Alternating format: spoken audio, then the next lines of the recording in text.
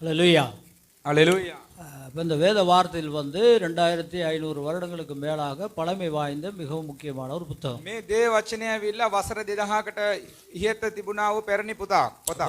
உண்மையிலே இந்த உலகத்தில் நடக்கிறதான சம்பவங்கள், மதங்கள், உலகத்தில் உருவாக்கியதான நாகரிகங்கள், இது எல்லாவற்றையும் நீங்கள் பார்ப்பீர்களானால் இந்த வேதத்திலிருந்து உருவாகியது.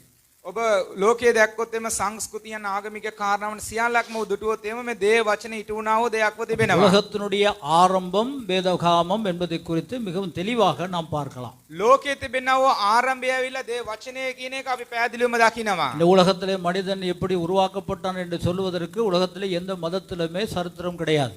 මේ ලෝකයේදී මිනිසයා කොහොමද බියුනේ කියලා කිසිම ආගමික දෙයකින් ඒ ස්ථානදී සනාතයක් නැහැ. எந்த விதத்திலுமே அதற்கான ஆதாரங்களும் கிடையாது, அதற்கான அத்திவாரங்களும் கிடையாது, தெளிவுகளும் கிடையாது. ඒක සනාත කිරීම පිණිස කිසිම ඒ ස්ථානයේ තොරතුරක් ඒ ස්ථානදී නැහැ. அப்படினால் ஞாபகத்தில் வைக்க வேண்டும், வேதம் தான் இந்த ஆதாரங்களை எங்களுக்கு கொடுக்கிறது. ආගයල් ඒ නිසා මේ දේ වචනේ තමයි ඒකට පිළිතුරු අපිට ලබා දෙන්නේ. அப்ப உலகம் எப்படி உருவாகியது, உலகத்திலே எப்படி சூரியன் உண்டாகியது, சந்திரன் உருவாகியது, பூமி உருவாகியது, இதற்கு எந்த மதத்திலுமே ஆதாரங்கள் இல்லை. එලෙසම චන්ද්‍ර සූර්යා ලෝකයේ ඒ ස්ථානයේ තිබෙනා වූ ඒ දේවල් කොහොමද බියුනේ කියලා කිසිම ආගමික පොතක සඳහන් වෙලා නැහැ. எல்லா மதங்களிலுமே ஏதோ எப்படியோ உருவாகியது, அப்படி உலகம் உருவாகியது என்று சொல்லுவார்களே தவிர ஆதாரமாக நிரூபிப்பதற்கு எந்த ஆதாரமும் இல்லை. ඒගොල්ලන්ගේ ආනකොට සාමාන්‍ය බියුණයි කියලා කියනවා. නමුත් ඒක සනාත කරගන්නට, ස්ථිර කරගන්නට දෙයක් තිබුණේ නැහැ. உலகத்திலே உருவாகின மரம், செடி, கொடிகள், சூரியன் முதற்கொண்டு எப்படி உருவாகினதற்கு என்பது ஆதாரத்தோடு சொல்லக்கூடிய ஒரு புத்தகம் என்றால் வேதம் தான். මුළු ලෝකයේ ගස්කොළන් ඒ ස්ථානයේ සතුන් මනුෂ්‍යයන් සියලු දෙනාම කොහොමද බියුනේ කියලා සනාත කරලා තිබෙන්නේ දේ වචනයයි. ஹல்லேலூயா. ஹல்லேலூயா. வேத புத்தகமானது மிகவும் விசேஷத்துவத்தை பெறுகிறதான இறைவனுடைய ஒரு புத்தகம். ඒ නිසා බයිබලය කියලා කියන්නේ විශේෂ ප්‍රමුඛ ස්ථානයක් දෙය යුතු දෙවියන් වහන්සේගේ ලැබුණා වූ ඒක දීමනාවක්ව තිබෙනවා. உலகத்திலே மனிதர்கள் எப்படி உருவாக்கப்பட்டார்கள், அதன் பின்பதாக எப்படி பாசை உருவாகியது, எப்படி ஜாதிகள் உருவாகியது, மனிதனுடைய வாழ்க்கையில ஏன் நோய் உருவாகியது, ஏன் அவனுக்கு பாவம் உருவாகியது, இதை விளங்கப்படுத்துகிற புத்தகம் என்று சொன்னாலும் உலகத்தில் இருக்கிற ஒரே புத்தகம் வேத புத்தகம். එහෙනම් මනුෂ්‍යයා කොහොමද බියුනේ? ජාතියන් ඒ ස්ථානයේදී භාෂාවන් කොහොමද බියුනේ? මනුෂ්‍යයාට ඒ ලෙඩ වෙන්නේ, ප්‍රශ්න ඇති වෙන්නේ, මේ සියලුටම පිළිතුර තිබෙන්නේ මේ දේ වචනේ තුලින්ය. இந்த உலகத்தில் இருக்கிறதான அரசியல்கள், அரசியல் அமைப்பு ஏன் இப்படி நடந்து கொண்டிருக்கிறது, ஏன் பூமி எதிர்ச்சிகள் உருவாகிறது, ஏன் வெள்ளப்பெருக்குகள் உருவாகிறது, ஏன் மனுஷனுக்கு இந்த வேதனை, இதுக்கு எந்த வேத புத்தகங்களிலே விடுதலை இல்லை, விடை இல்லை. அதற்கு இருக்கிறதான விடையும் விடுதலையும் அந்த வேத புத்தகத்திலே மாத்திரமே இருக்கிறது. දැන් තිබෙනවා ඒ ස්ථානයේ දේශපාලනයේ කණ්ඩායම කොහොමද එතනදී පාලනය කරන්නේ, කොහොමද ප්‍රශ්න ඇති වුනේ, ඒ දේවල් සියලු වලට පිළිතුර තිබෙන්නේ මේ දේ වචනේ තුලින්ය. භූමි කම්පාවල්, ඒ වගේම ලෝකෙ පොළවේ තිබෙනව සාගත මේ සියලු දේ ගැන කිසිම ආගමික පොත්වලින් පැහැදීමක් නැහැ. ඒකට පැහැදිලි කරන එකම පොත මේ බයිබලේ පමණයි. ஆனபடினால் நாம் மிகவும் கவனமாக இந்த வேதத்தை வாசிக்கும் போது கவனத்திலே செவி கொடுக்க வேண்டும். ඒ නිසා ඊට ප්‍රවේශමෙන් දේ වචනේ කියවනකොට කියවන්නට ඕනේ. இந்த காலவேளையில் நீங்கள் வாசித்த இந்த 2 பகுதிகளும் உண்மையாக நடைபெற்ற ஒரு சம்பவம். මේ උදෑසන කාලේදී ඔබ කියවුවා මේ කොටස් දෙකම සැබවින්ම සිදු වුණා වූ සිදුවීමක්. இரண்டாவது பகுதியை நீங்கள் பார்ப்பீர்களானால் அவர் சொல்லுகிறார், அங்கே அந்த வேதத்திலே மிகவும் மத்தேயு எழுதும்போது தெளிவாக எழுதுகிறார். මේ මතේ පොත බැලුවොත් එම ඔය පැහැදිලිවම ලියනවා. மத்தேயு சாதாரண ஒரு மனிதன் அல்ல, ஒரு டெக்ஸ்ட் கலெக்டர், சுங்கம் வசூலிக்கிறவர்.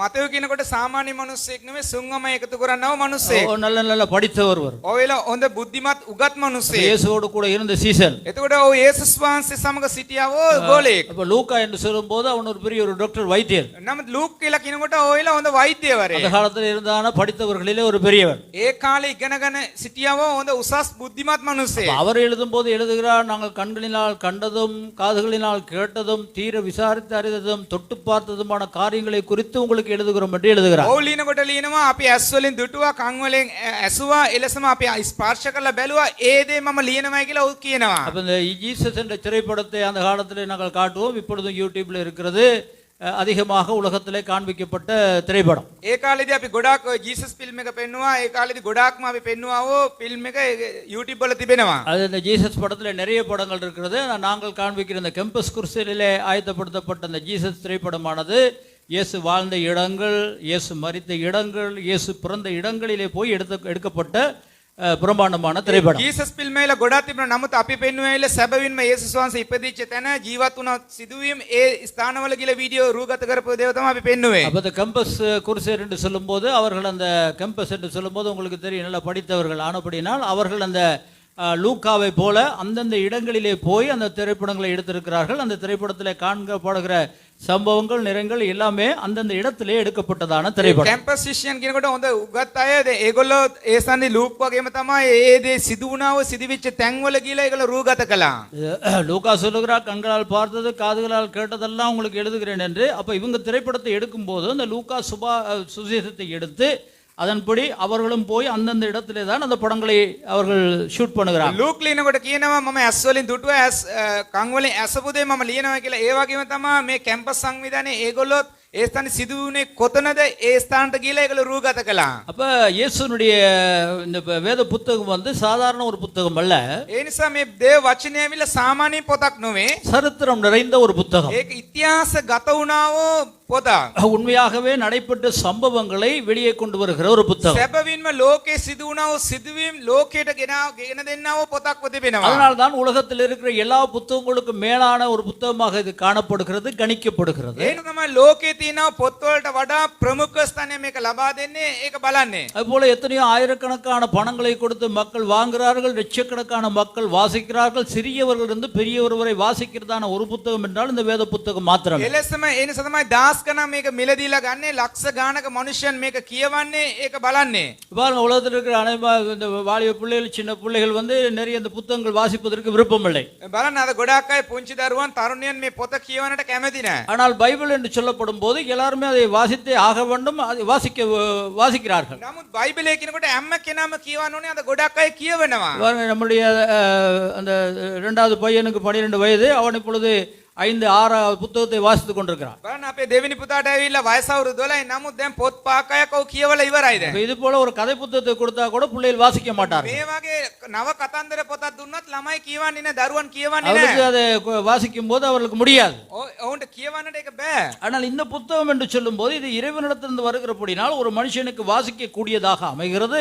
ஆண்டவர் அதற்கு உந்துதலை கொடுக்கிறார். නමුත් මේක ඇවිල්ලා දෙවියන් වහන්සේගේ දෙන ලද්ද වූ දෙයක් නිසා දරුවන්ට කියවන්න පුළුවන් වෙන, ඒ වගේම තේරුම් ගන්නටත් පුළුවන් වෙනවා. மத்தேயு எழுதும்போது எழுதுகிறார், ஆண்டவராடிய தீர்க்கதரிசிகள் பழைய ஏற்பாட்டிலே சொல்லப்பட்ட அந்த சம்பவமானது இந்த பெத்லகேமிலே இப்பொழுது நிறைவேறியது. ஆண்டவர் சொன்ன வண்ணமாக ஒரு கன்னி வயிற்றிலே ஆண்டவர் பிறப்பார் என்று சொல்ல குறித்து நாங்கள் வாசித்தோம். මත්තයෝ ඒ ස්ථාන දිනකොට කියනවා පරණ කිව්ස්මේදී අනාගත වක්‍රවරන් කිව්වා වූ දේවල් අනව ඒ ගර්භණී පුත්‍රයෙකු වදන්නේ කියලා ඒ වචනේත් එකතු කරලා ලියනවා. அந்த பகுதியை மாத்திரம் வாசிங்க பார்ப்போம். அந்த கடைசி பகுதியை வாசிங்க. எடுத்தவங்க கடைசி பகுதியை வாசிங்க. இப்போ வாசித்தது மத்தேயு 1ஆம் அதிகாரம் 18 இருந்து 25 வரைக்கும் கடைசி அந்த 24, 25 அதை வாசிங்க. மத்தேயு 1:18 இருந்து 25 வரைக்கும் 24, 25 வாசிங்க.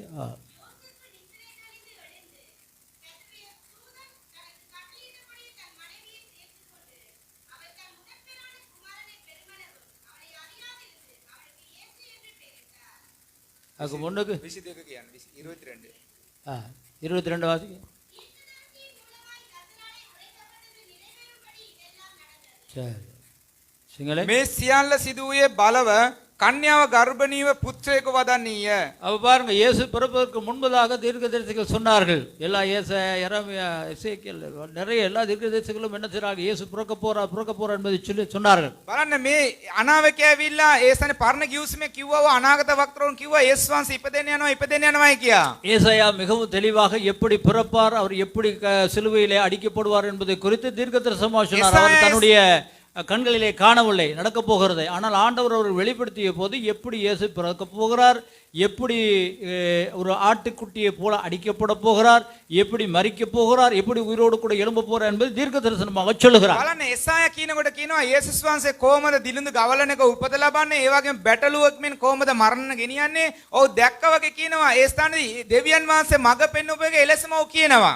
மத்தேயு அதை தான் இங்கே சொல்ல வருகிறார். தீர்க்க தரிசிகள் இதற்கு முன்பதாக சொன்னது அப்படியே நிறைவேறியது என்பதை குறித்து மத்தேயு எழுதுகிறார். ඒක තමයි මේ ස්ථානයේ මතෙව් කියන්නේ පරණ කිව්ස්මේදී අනාගත වක්‍රවරුන් හාමුදුරන් කිව්වා ඔය කියපු කාරණා සම්පූර්ණ වුණායි කියා. அப்ப கிறிஸ்தவர்களாகிய ஞாம் ஞாபகத்தில் வைக்க வேண்டிய மிக முக்கியமான காரியம் இந்த வேத வார்த்தையில் சத்தியம் உள்ளது. ඒ නිසා කිතුණුවන් වෙන අපි ප්‍රධාන වශයෙන්ම මතක තියාගත යුතුයි දේව වචනේ කියනව සත්‍යතාවය අපි විශ්වාස කරන්නට ඕන. இது முழுவதுமாக கட்டாயமாக நிறைவேறி இருக்கிறது. இன்னும் நிறைவேறுவதற்கு கொஞ்சம் தான் மீதியாக මේක இருக்கிறது. සම්පූර්ණයෙන්ම ඉෂ්ට වෙලා තිබෙනවා. තව ඉෂ්ට වෙන්න කාරණා කීපයයි තිබෙන්නේ. அது இயேசுனுடைய வருகை. ඒක යේසුස් වහන්සේගේ නැවත මේ පොළොවට වඩින එක. அப்ப இந்த இயேசுனுடைய வருகைக்கான சகல அடையாளங்களும் நிறைவேறி விட்டது. இன்னும் கொஞ்சம் தான் நிறைவேற வேண்டி இருக்கிறது. அது நிறைவேறும் போது இயேசு இந்த உலகத்துக்கு அது நிறைவேற வேண்டிய அவசியம் கிடையாது.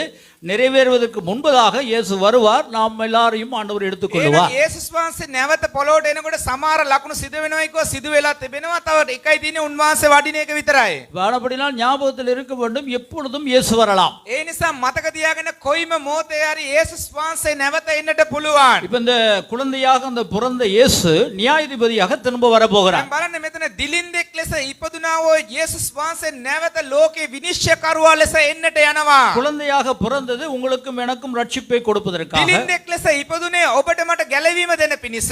மனிதனாக வாழ்ந்தது நீங்களும் நானும் எப்படி வாழ வேண்டும் என்பதை கற்றுக் கொடுக்கும்படியாக. මිනිසෙක් වශයෙන් ජීවත් වුණේ ඔබමා කොහොමද ජීවත් වෙන්න ඕනේ කියන පිණිස උගන්වන්න. இப்பொழுது வரப்போகிறது உங்களையும் என்னையும் நியாயம் தீர்க்கும்படியாக. නමුත් නැවත එන්නට යන්නේ ඔබමා විනිශ්චය කරන පිණිසයි. ஹல்லேலூயா. හalleluya. நல்ல ஞாபகத்தில் வையுங்கள். இயேசு இப்பொழுது வரப்போகிறது மாட்டுக்குட்டிலே ஒரு குழந்தையாக அல்ல.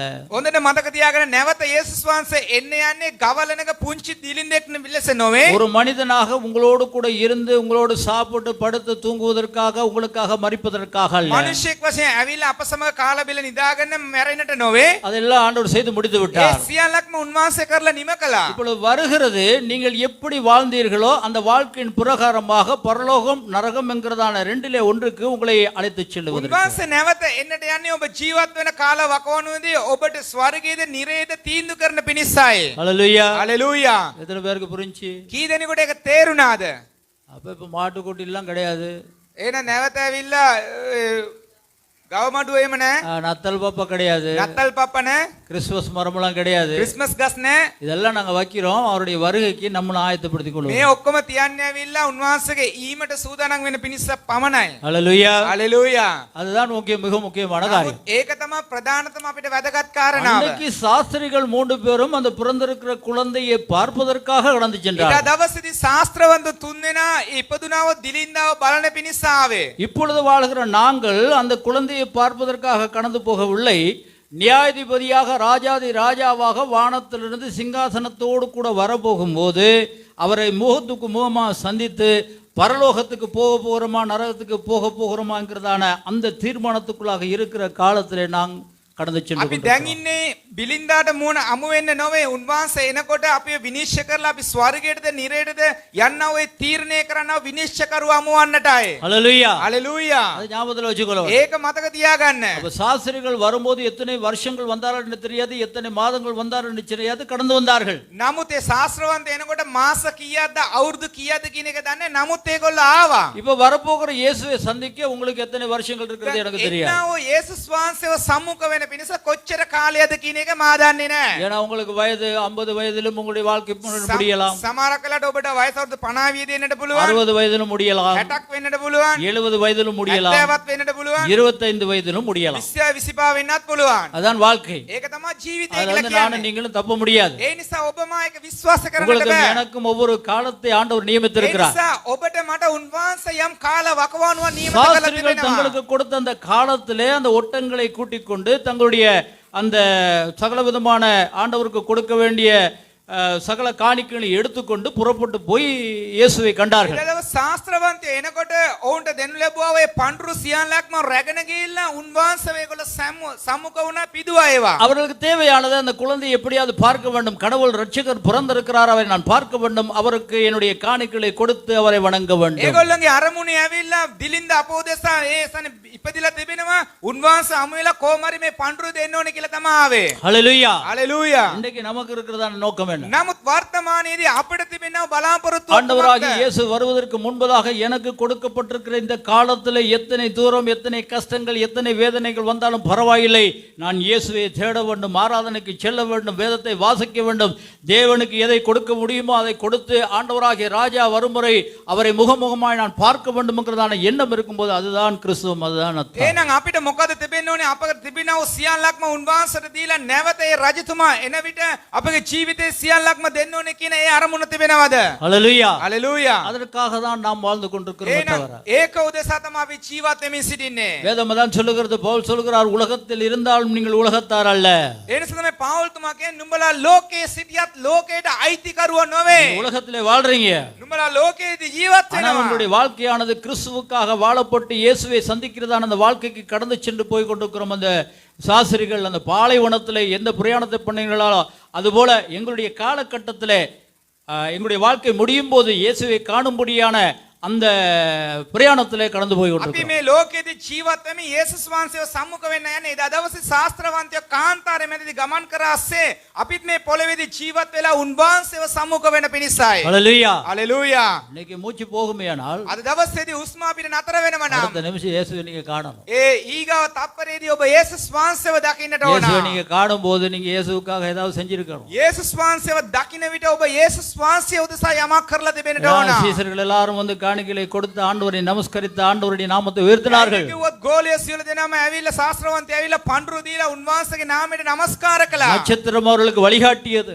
ඔවුන්ට තාරකාවන් මඟ පෙන්නුවා. அங்கே போட பின்பதாக திரும்ப தேவதூதர் வந்து சொல்லுகிறார், நீங்க வந்த வழியே போகாதீங்க, வேற வழியில போங்கன்னு அவர் வேற வழியில மாற்றி அனுப்புகிறார். ආවට පසු දූතයෙක් කියනවා ඔබ ආපු මාර්ගේ යන්න එපා කියලා වෙනත් මාර්ගයක උන්ව ගමන් කරලා යවනවා. பெரிய ஒரு பிரயாணம், ඒක ඇවිල්ලා ලොකු ගමනක්, கஷ்டமான பிரயாணம், අමාරු ගමනක්, போராட்டமான பிரயாணம். පොරබැදින් පිරුණව ගමනක්. ஆண்டவராகிய இயேசுவை நான் கண்டுவிட வேண்டும் என்கிறதான அந்த நோக்கம் அவர்களுடைய சகல போராட்டங்களையும் மீறி அவர்களை போகச் செய்தது. නමුත් ඔවුන්ට තිබුණව අරමුණ යේසුස් වහන්සේව දකින්න ඕනේ කියලා ඔවුන්ට තිබුණව සියලුම පොරබැදින් පසු කරගෙන ගිහිල්ලා ඔවුන් ඒ දේ කළා. இன்றைக்கு நாங்கள் ஓடிக்கொண்டிருக்கிற பிரயாணமும் அதுதான். එහෙනම් අද දවසේදී අපි දුවගෙන සිටිනව මේ ගමනත් එලෙසම තමයි. அரசியல் மாற்றங்களிலே பிரச்சனைகள், දේශපාලන වෙනස් වීම වලදී ප්‍රශ්න තිබෙනවා. திருமணம் முடித்த பின்பதாக புருஷன் மனைவிக்கு இடையிலே பிரச்சனைகள், ඒ ස්ථාන විවාහ වුණාට පසුව බිරිඳ ස්වාමි පුරුෂයා අතරදී ප්‍රශ්න තිබෙනවා. பிள்ளைகள் பிறந்த பின்பதாக பிள்ளை பெற்றோருக்கு இடையிலே பிரச்சனைகள், දරුවන් ඉපදුනාට පසුව දරුවන් දෙමෝපියන් අතරදී ප්‍රශ්න තිබෙනවා. சபைகள் உருவாக்கி ஆண்டவருக்காக சுவிசேஷத்தை பிரசங்கிக்கும் போது சபையினாலே நமக்கு பிரச்சனைகள், සභාවන් බිහි කරලා ස්වාමින් වහන්සේ උදෙසා සුභාරංචි කියනකොට සභාවෙන් අපිට ප්‍රශ්න තිබෙනවා. ஊழியக்காரனை உருவாக்கி கடவுளுக்காக போக வைக்கும் போது அவன் நிமித்தமாக நமக்கு சோதனைகள், සේවකයව போராட்டங்கள், බිහි කරලා ස්වාමින් වහන්සේ උදෙසා යන්න කියනකොට එතනදී ඔවුන් නිසා අපිට ප්‍රශ්න එනවා.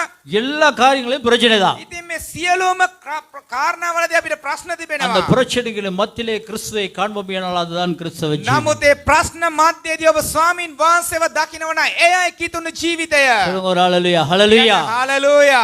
அதுதான் இந்த சாஸ்திரிகள் செய்தார்கள். ඒක තමයි මේ ශාස්ත්‍රවන්තයෝ කළේ. வான சாஸ்திரத்தை பார்த்தார்கள். ඒ ස්ථානයේ ඒගොල්ලෝ வான சாஸ்திரம் ඒගොල්ලෝ ඇවිල්ලා ආසතිය බැලුවා. சாஸ்திரம் வான சாஸ்திரம் ඒකට සිංහලෙන් මොනවද කියන්නේ? කියන්නේ විද්‍යාවනේ තිබුණේ. එතකොට විද්‍යාවෙන් හොයාගත්තා. ඒතකොට வான சாஸ்திரம் සිංහලෙන් මොනවද කියන්නේ?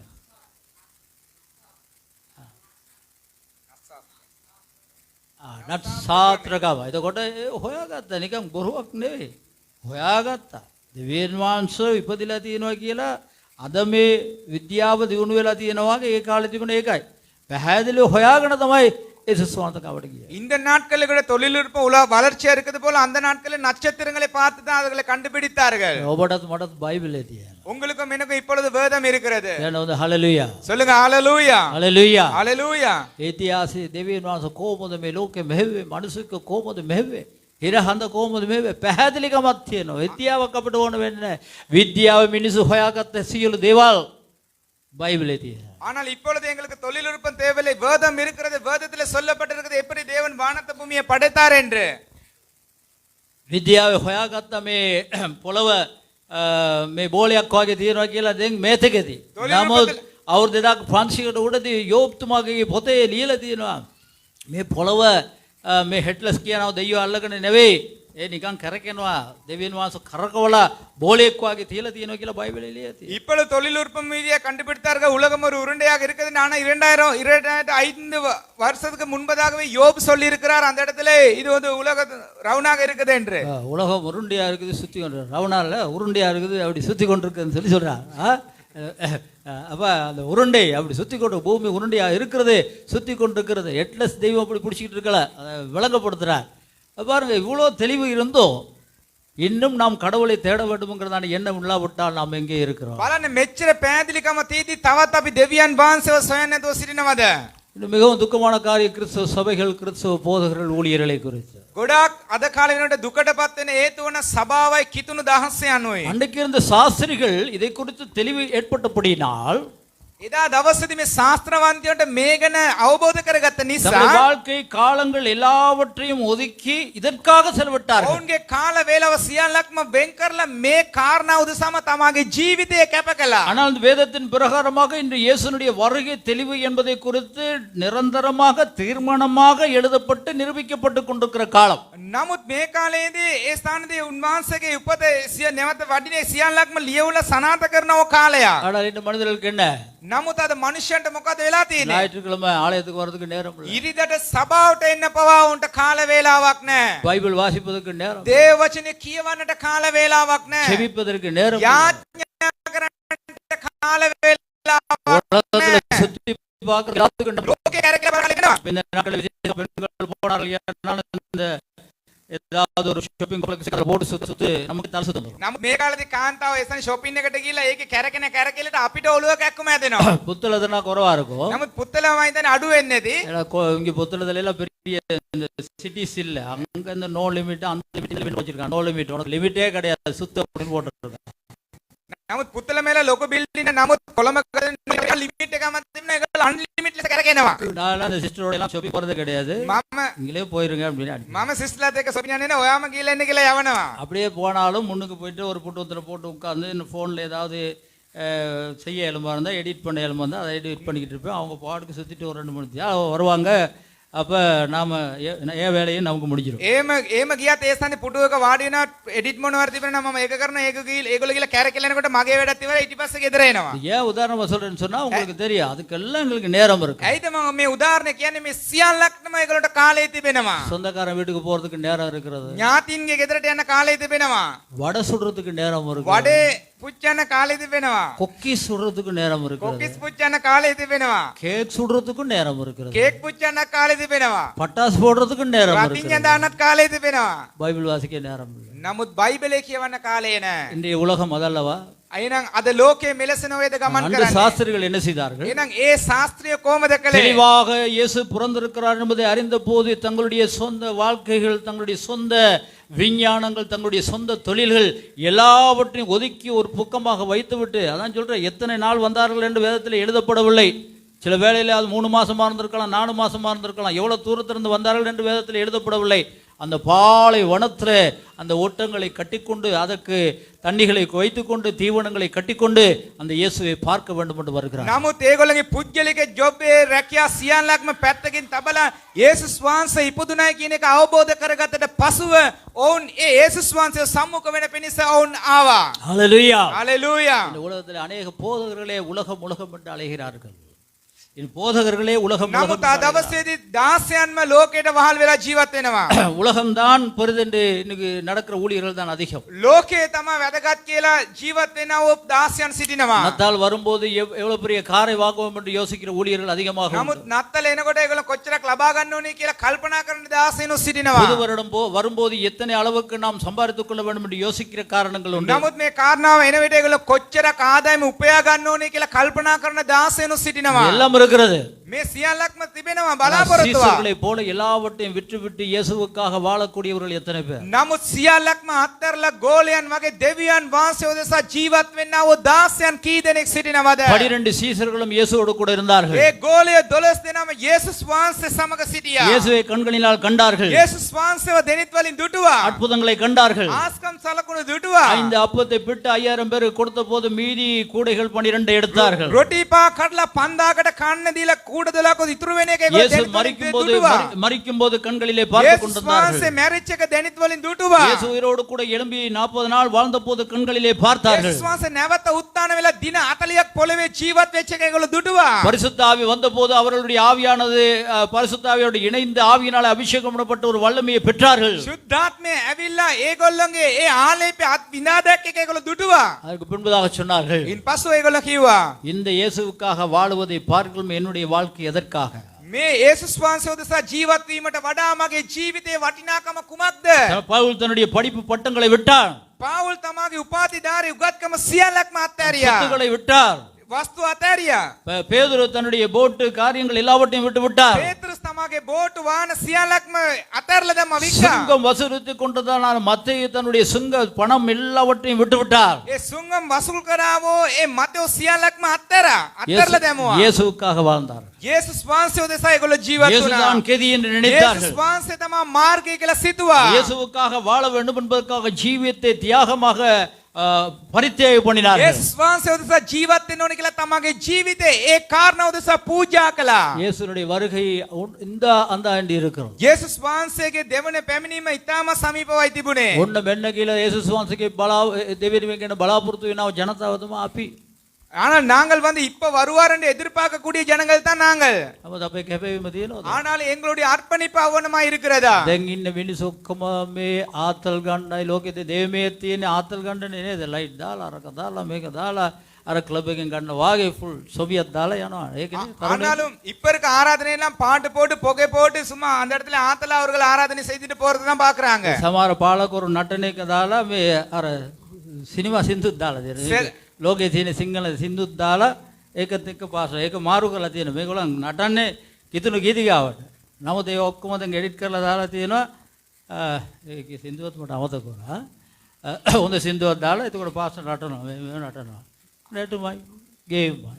ஆனால் அந்த இடத்துல போதகர் ஆடுறது அவர் கிறிஸ்தவ பாடலுக்கு தான் ஆடுறாரு. ஆனா சினிமா உலகத்திலே அதை எடிட் பண்ணி போட்டிருக்காரு உலகத்தின் பாடல்களுக்கு ஆடுகிறதே போல. දෙවියන්වහන්සේගේ දෙවෙනියම අමතක වෙලා. அப்படி என்றால் ஜனங்களுக்கு இயேசுவோட இரண்டாம் வருகையே மறந்து போய்விட்டது. දෙවියන් වහන්සේ ජීවත් වෙන්න ඕන කියන එක අමතක වෙලා. தேவனுக்காய் வாழ வேண்டும் என்று ஜனங்களுக்கு மறந்து போய்விட்டது. දෙවියන් වහන්සේ වෙනුවෙන් අපි කැප වෙන්න ඕන කියලා අමතක වෙලා. தேவனுக்காய் நாங்கள் அர்ப்பணிக்க வேண்டும் என்று அவர்களுக்கு மறந்து போய்விட்டது. අපේ ගමන නිමා වෙන්න ප්‍රථමයෙන් දෙවියන් වහන්සේගේ කැමැත්ත අපි ඉෂ්ට කරන්න ඕන කියන එක එදෙහිලිවන්තට අඳාමද වෙලා சேவை කරන්න எங்களுடைய තමයි. வாழ்க்கை நிறைவுக்கு வருவதற்கு முன்பதாக தேவனுடைய திட்டத்தை நிறைவேற்ற வேண்டும் என்று ஜனங்களுக்கு மறந்து போய்விட்டது.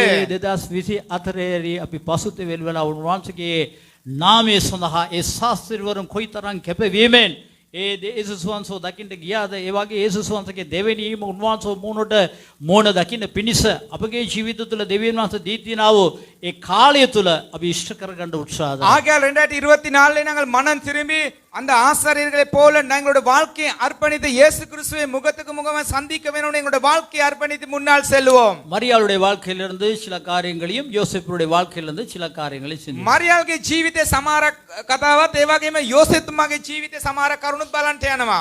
முதலாவது லூக்கா 1:26 32 வரை நாங்கள் வாசித்தோம். அதிலே மரியாளை குறித்து பேசுகிறது. ඒ ලෙසම ලූක් 2:32 දක්වා අපි කියුවා. ඒක මරියතුමි පිළිබඳව කියනවා. அப்ப மரியாள் இடத்திலே தேவதூதன் வருகிறார். දැන් මරියල් වෙතට දේව දූතයා එනවා දැන්. வந்து முதலாவது அவர் சொல்லுகிற ஒரு வார்த்தை கிருபை பெற்றவளே நீ வாழ்க என்று வாழ்த்துகிறார். ආවට පස්සෙ ඉස්සෙල්ලාම ඒ දේව දූතයා කියන්නේ කරුණාව ලැබු තැනැතිය කියලා උට සුබ පතනවා. இப்ப நிறைய பெண்கள் நீங்க இருக்கிறீங்க. මේ ස්ථානේ ගොඩක් කාන්තාව සිටිනවා. பெண்கள் நீங்க சிந்திக்க வேண்டிய மிக முக்கியமான මේක காரியம், ඔබ කල්පනා කරන ප්‍රධානතම කාරණාව இந்த නම් உலகத்திலே நீங்கள் வாழும்போது கடவுளுடைய கிருபை பெற்றவர்களாக வாழ ඔබ வேண்டும். මේ ලෝකයේදී ජීවත් වෙනකොට දෙවියන් වහන්සේගේ කරුණාව ලබා ගන්නට ඕන. இதில் ஆயிரக்கணக்கான பெண்கள் இருந்தாலும் ஆண்டவருடைய பார்வையிலே கிருபை பெற்ற ஒரு பெண் என்று சொன்னால் மரியாள். ලෝකේ දහස් ගණන් කාන්තාවන් සිටිය දෙවියන් වහන්සේගේ බැල්මේදී කරුණාව ලැබූ තැනැත්තියෙක් විය යුතුයි. அவருடைய வாழ்க்கை நடைமுறை ஜீவியமானது கிறிஸ்துவுக்கு பிரியமுள்ளவளாய் காணப்பட்டபடியினால் அந்த கிருபையை ஆண்டவர் அவருக்கு கொடுத்திருக்கிறார். அந்த கிருபையை ஆண்டவர் காண்கிறார். ලෝකේ ජීවත් වීමේ එදිනෙදා ජීවිත රටාව තුළ කරුණාව ලැබුවා. ඒ නිසා තමයි කරුණාව ලැබූ තැනැත්තිය කියලා කීවේ. அப்ப இந்த நத்தாள் காலங்களிலே பெண்கள் சிந்தியுங்கள், கிருபை பெற்றவர்களாக நீங்க வாழ்றீங்க. ඒ නිසා මේ නත්තල් කාලේදී කාන්තාව සිතන්න ඔබ කරුණාව ලබාගෙන ජීවත් වෙන්න ඕනේ කියා. புருஷனுக்கு மகிமையான ஒரு கிருபை பெற்றவளாக வாழுகிறீர்கள். ස්වාමි පුරුෂයාට මහිමාන්විත ඒ සනි භාර්යාවක් ලෙස ඔබ ජීවත් වන්න. பிள்ளைகளுக்கு கிருபை உள்ள ஒரு பெண்ணாக வாழுகிறீர்களா? දරුවා දරුවන්ට කරුණාව පෙන්වාව මවක් ලෙස ජීවත් වන්න. சபையிலே கடவுளுடைய நாமத்தை மையப்படுத்துகிற கிருபை உள்ளவளா வாழ்கிறீர்கள். සභාවේ ස්වාමින් වහන්සේගේ නාමයේ මහිමයට පත් කරමින් කරුණාව ලැබූ තැනැත්තියක් ලෙස ජීවත් වන්න. நீங்கள் வாழுகிறதான பிரதேசத்திலே உங்களை பார்க்கும்போது அந்த கிருபை நிறைந்த ஒரு வாழ்க்கை உங்களுக்கு ඔබ காணப்படுகிறது. ජීවත් වුණා වූ ඒ ජීවිත ඒ ප්‍රදේශයන් තුලදී කරුණාව පෙන්වන්නා වූ ඒ කාන්තාවක් ලෙස ජීවත් වන්න. நிறைய பெண்கள் வந்து சபையிலே நல்ல கிருபை உள்ளவளா இருப்பாங்க. பார்க்கும்போது ரொம்ப அழகா இருக்கும். අද ගොඩක් කාන්තාවන් සභාවේ කරුණාව ලැබුවෝ තැනැත්තියෙක් ලෙස ජීවත් වෙනවා. நட உடையெல்லாம் ரொம்ப நல்லா இருக்கும். ගොඩක් හොඳට තමයි ඉන්නේ. ஆனா அங்க பக்கத்து வீட்டுல போய் கேட்டா தான் சொல்லுவாங்க. නමුත් ඒගොල්ලන්ගේ ඉස්සරහා ගෙදර ගිහලා ඇහුවොත් තමයි කියන්නේ. பக்கத்து வீடுன்னு சொல்றேன், இவர் சொல்றாரு இஸ்ரா வீடுனா அது உண்மைதான். இஸ்ரா கத்திர கெளிமை பேணுவானே அளவு கத்திரனா அங்கே பேன்னு இஸ்ரா கத்திர உன் கண ரெண்டு கதரனேக்காய் உன் காணேக்காய் மினியாட்ட காணேக்காய் ළමයිට ගාන්න එකයි ඔය කත කටෙන් කරන දේවල් ඔක්කොම එහෙනවා දකින්න. அந்த இடத்துல பக்கத்து வீடு என்ன விளங்க முடியாது. ஆனா முன்னாள் வீட்டுலன்னா அவர்களுக்கு நல்லாக விளங்கும். இவர்கள் ஏசுறது திட்டுறது பாடுறது எல்லாம் விளங்குவாங்க. மரியாதை இன்னைக்கு கும்பிடுறாங்க. மரியாதை இன்னைக்கு கும்பிடுறாங்க. அது දවසේදී මරියාට නමස්කාර කරනවා වඳිනවා. அது தப்பான ஒரு காரியம். ඒකයිල වැරදි කාරණාවක්. அவருடைய ரட்சிப்புக்கு இயேசுதான் காரணமா இருந்தாலும் ஒரு கருவியாக தான் அவள் பாவிக்கப்பட்டார். නමුත් ඒ ගැලවීමට යේසුස් වහන්සේ උපකාර කරා. නමුත් ඒක ඇවිල්ලා භාජනයක් විතරයි. மரியாதை வணங்குவது என்பது சிருஷ்டிகரை விட்டு சிருஷ்டிப்பை தொழுவதற்கு சமானம். මරියාට වඳිනවයි කියලා කියන්නේ මැවුම් කරුවව අත්හැරලා මැවීමට නමස්කාරය කරන්නේ ඒගොල්ලෝ. அது கவனமா இருக்கணும். ඒ ගැන අවධානයෙන් සිටින්න. வேதம் சொல்லுகிறது දේවචනය කියනවා கற்பனையிலே முதலாவது கற்பனை ඒ ස්ථානේ ප්‍රධානම අනනම් மேலே வானத்திலும் பூமியிலும் பூமிக்கு கீழே தண்ணீரிலும் தண்ணீர் எல்லா எந்த ஒரு மிருகத்தையோ எந்த ஒரு உருவத்தையும் நீங்க வணங்க கூடாது. அப்படியான உருவத்தை உருவாக்கவும் கூடாது, சேவிக்கவும் கூடாது. කියලා ආසෙත් පාත පොළොවේත් මැටි රූප ගල් මේ කිසිවක් නමස්කාර කරන්නත් බෑ බී කරන්නත් බෑ. இன்னைக்கு அப்படி வணங்குகிறவர்கள் சொல்ற ஒரே ஒரு உதாரணம் இல்ல ஞாபகத்துக்கு வச்சிருக்கிறோம். නමුත් අද දවසේදී ඒගොල්ලෝ නමස්කාර ඒක මතකෙට තියාගන්න පුළුවන්. මතකෙට තියාගෙන ඉන්නවා කියලා ඒගොල්ලන් කියනවා. මතකෙට තියාගෙන ඉන්නවා කියලා ඒගොල්ලෝ කියනවා. ඒගොල්ලන් කියනවා. නමුත් බයිබලයේම කියලා නෑ. නමුත් வேதத்திலே வந்து அவனමයි சொல்லவில்லை. බයිබලේ කියන්නේ එහෙම මතකටවත් තියාගන්න එපා. එහෙම තියාගන්නවා නම් ඒක සාපයක් වෙයි. ඒ පරම්පරාවටම සාපයක් ගැන මං අහනවා කියලා බයිබලේ සඳහන් කරලා. வேதத்திலே சொல்லப்பட்டிருக்கு அப்படி வைத்திருந்தால் தலைமுறைக்கு அந்த சாபத்தை நான் கேட்பேன் என்று சொல்லப்பட்டிருக்கிறது. ரொம்ப கவனமா இருக்கணும். ඒ නිසා ගොඩක් ප්‍රවේශම් වන්න. ஆண்டவராகிய ஆண்டவரை தவிர எந்த ஒரு தெய்வத்தையோ எந்த ஒரு விக்கிரகத்தையோ எந்த ஒரு காரியத்தையும் வணங்குவது கூடாத ஒரு காரியம். ස්වාමින් වහන්සේ ඇරෙන්න වෙන කිසිම ඒසන් රූප නමස්කාර කරන්නට බෑ වඳින්න බෑ තියාගන්නත් බෑ. ஆனால் இந்த உலகத்திலே ஆண்டவரை கொண்டு வருவதற்கு பாவிக்கப்பட்ட மகா கிருபை உள்ள ஒரு பெண் என்றால் மரியாதை தான். அவருக்கு கொடுக்க வேண்டிய அந்த கௌரவம் வேற யாருக்கும் கொடுக்க முடியாது. அவள் ஒருவள் தான். නමුත් මේ ලෝකයට යේසුස් වහන්සේ පාවිච්චි කළාවෝ පාවිච්චි කර භාජන තමයි මරියා. එතිමේට ඉතාමත් අපි ගරු කරන්නට ඕන. அவளுக்கு கௌரவத்தை படுத்துவது பார்க்கணும். இந்த உலகத்துல வேற யாருக்கும் நாம் கௌரவத்தை கொடுக்க මේ முடியாது. ලෝකයේදී එතුමීට ගරු කරන්නට ඇරෙන්න මෙන්න වෙන කාටවත් ගරු කරන්න අවශ්‍ය නැහැ. ஆனால் அவள் தெய்வம் அல்ல. නමුත් ඒ දෙවි කෙනෙක් නොවේ. அவளை நாம் வணங்கவும் கூடாது. ඒක නමස්කාර කරන්නත් බෑ. அவரை நமஸ்கரிக்கவும் கூடாது. එයාට නමස්කාර කරන්නත් බෑ. அது வேதம் தெளிவாக சொல்லுகிறது. ඒක දේවචනේ පැහැදිලිවම කියනවා. ஆனால் இந்த உலகத்திலே கிருபை பெற்றவள் மரியாதை. නමුත් මේ ලෝකයේදී කරුණාව ලැබු තැනැත්තිය මරියතුමිය විය. அப்ப இந்த நத்தாள் நாளில ஞாபகத்தில் வைங்கள். ஆண்டவர் தேடுவதென்றால் தேடுகிறார் யார் அந்த கிருபை பெற்ற மரியா. නමුත් මේ මතක තියාගන්න මේ නත්තල් කාලේදී ස්වාමින් වහන්සේ සොයන්නේ මෙලෙස කරුණාව ලබන්නා වූ තැනැත්තියක්. பாஸ்டர்னா உங்க வீட்டை தேடி வருவார் கரோல் போற நேரம். පාලකවරු නම් ගෙදර සොයාගෙන යනවා කැරෝල් එක යනකොට. சபையில் இருக்கிறவங்களுக்காக இந்த காலத்துல கரோல் போறது இங்கே போகிறதுக்கு இப்போ நினைக்கிறேன் 25 வருஷம் நல்ல சபையை கட்டி எழுப்பிட்டீங்கன்னா நீங்களும் ஒரு கரோல் போகலாம். ඔබත් මේ වසර 25කට විතර වගේ මේ සභාව හරියාකාර ගොඩනගාගෙන තිබ්බනම් කැරෝල් එමේ යන්නට පුළුවන්. 25வது வருஷம் அதாவது வார வருஷத்துல நல்லா பலமா கட்டினீங்கன்னு சொன்னா 25 வருஷம் டிசம்பர்ல நாங்க ஒரு கரோல் போகலாம். ඒ කියන්නේ 2025 දී සභාව හරියාකාර ගොඩනගා ගත්තා නම් ඔබටත් කැරෝල් යන්නට පුළුවන්. அப்ப அந்த கரோல் போற நேரத்துல நமக்கு ஒரு லிஸ்ட் ஒன்று இருக்கும். ඒ කැරෝල් යනකොට අපිට දැන් ලිස්ට් එකක් තියෙනවා නාම ලේඛනයක් තියෙනවා. அந்த லிஸ்ட்ல விக்டர் வீடு, ඒ ස්ථානේ වික්ටර්ගේ ගෙදර, டேவிட் வீடு, දේවිගේ ගෙදර, மேரிட வீடு, මේරිගේ ගෙදර, மாரிட வீடு, මාරිගේ ගෙදර. அப்படி எல்லா வீடும் இருக்கும். දැන් මේ වගේ ගොඩක් නම් ලියලා තියෙනවා. அப்ப இங்கே எல்லாம் லிஸ்ட் எல்லாம் எடுத்துக்குவாங்க. දැන් ඒල ලිස්ට් එක අරගන්නවා දැන්. அவ கட்டாயமா அந்த ஏரியாவுக்கு போவாங்க. අනිවාර්යයෙන් මේ ඒරියා එකට යන්නට ඕනේ. போன உடனே அந்த வடக்கடையெல்லாம் சுட்டு கிளீனா அவங்க வச்சிருப்பாங்க. இப்போ அப்படி சுடுறாங்களோ தெரியாது, நானும் போய் ரொம்ப காலம். දැන් ඒ ගිහිලා ඔක්කොම වඩ ඔක්කොම පුච්චලා ඒගොල්ලෝ තියලා දෙනවා. දැන් කරනවද දන්නේ නැහැ, මම ගිහිලා ගොඩක් කාල. அந்த காலத்துல இந்த வாலிப வயசுல நான் தான் அந்த கொழும்புல எக்கோடியன் நடிப்பேன். அந்த காலத்துல எக்கோடியன் நடிக்கிறதுக்கு ஒருத்தரும் இல்ல. ඒ කාලේ තරුණ වියේදී මම තමයි එකොඩින් එක ගන්න කවුරුත් හිටියේ නෑ. இலவத்த தெய்வலையில இருந்து அந்த முழு கொழும்புக்கும் நாங்க போவோம். அந்த எக்கோடியன் நான் தான் அடிச்சு கொடுப்போம். கிட்டத்தட்ட 2 கிழமை 3 கிழமை கலல்வோம். සති දෙකක් තුනක් දෙයිවල දක්වා සෑම ගම්මානයක් පාසාම එකොඩින් ගාගෙන ගීතිකා කියාගෙන යනවා දැන්. அப்ப நாங்க ஒருத்தரும் போகும்போது அங்க வடக்கடையெல்லாம் சுட்டு கணக்கா வச்சிருப்பாங்க. දැන් අපි යනකොට වඩ පුච්චලා දැන් ආහාර වේලක් ඔක්කොම සූදානම් කරලා நாங்க තියෙන්නේ. போறதுக்கு காணிக்கையும் கொடுத்துருவாங்க. දැන් අපි යන්නේ ඒසනේ පඳුරුත් දෙනවා. லிஸ்ட் படி நாங்க போவோம். දැන් ලිස්ට් එක අනුව දැන් අපි ගමන් කරනවා. ஆனா இயேசு அப்படி வர மாட்டார். නමුත් යේසුස් වහන්සේ එහෙම එන්නේ නෑ. தேவதூதர் வர மாட்டார். දේවදූතයන් එන්නේ නෑ. உலகத்துல எல்லாரும் இருந்தார்கள். නමුත් ලෝකයේදී හැමෝම සිටියා. தேடி போனார், மரியாதை தான் தேடி போனார். නමුත් මරියාව පමණයි උන්වහන්සේ සොයාගෙන ගියේ. சொல்லுங்க ஒரு ஹalleluya. කියන්න හාලෙලූයා. யாவதுல எங்க பாஸ்டர் கரோல் உங்க வீட்டை தேடி வருவாரு. ඒ නිසා මතක තියාගෙන කැරොල් එකට පාලකවරයා ඔබගේ නිවස සොයාගෙන එයි. முத்து உங்க வீட்டை தேடி வருவாரு. මුත්තු ඔයගොල්ලෝ ගෙදර සොයාගෙන එයි. நான் உங்களை தேடி வருவேன். මම ඔයගොල්ලෝ සොයාගෙන එයි. இயேசு உங்களை தேடி வருவார். නමුත් යේසුස් වහන්සේ ඔබව සොයාගෙන එන්නේ இயேசு නෑ. தேடி வருவாரையானால் கிருபை பெற்றவளாக கேட்கணும். යේසුස් වහන්සේ ඔබව සොයාගෙන එන්නට ඕන නම් ඔබ කරුණාව ලැබූ තැනැත්තක් තැනැතියෙක් විය යුතුයි. ஹalleluya. හalleluya.